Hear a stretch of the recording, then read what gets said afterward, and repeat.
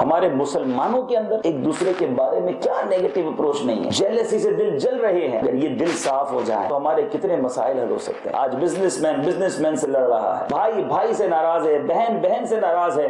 آج دو فرینڈز آپس میں کھانا کھاتے ہیں، سامنے مسکراہٹ ہے مگر پیچھے دل میں بہت کچھ بھرا ہوا ہے. یہ ہے کینہ. لوگ چہرہ دیکھتے ہیں، میں چہرہ صاف کرتا ہوں، کپڑے کلین کرنے کی کوشش کرتا ہوں، اچھی گاڑی لینے کی کوشش کرتا ہوں. رب کریم کی نگاہ رحمت ہمارے دلوں پر پڑتی ہے. وہ جو جگہ لوگوں کے دیکھنے کی وہ تو صاف ہے، جو رب کریم کی نگاہ رحمت کی جگہ ہے وہ گندی ہے. اصل تو کمال ہی ہے جس نے پرابلم کریٹ کی پھر بندہ اس کو معاف کرے. میرے آقا علیہ الصلوۃ والسلام نے یہ پروف کیا کہ جان کے پیاسوں کو امان دی. نبی پاک صلی اللہ علیہ وسلم نے لہو لہان کر دینے والوں کو معاف کیا.